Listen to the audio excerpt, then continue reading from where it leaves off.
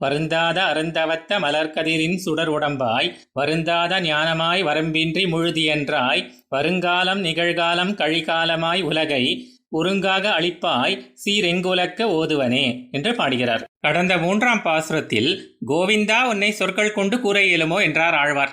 அதற்கு சர்வேஸ்வரன் நம்மால் மயர்வர மதிலம் அருள பெற்று வானவரை விடவும் வேறுபட்டவரான நீவிற்கூட கூற இயலாதோ என்றிட அதற்கு பதில் உரைக்கிறார் இந்த பாசுரத்திலே. எம்பெருமானே, உன் திருமேனி அழகானது என்னால் உரைக்க இயலும்படி உள்ளதா?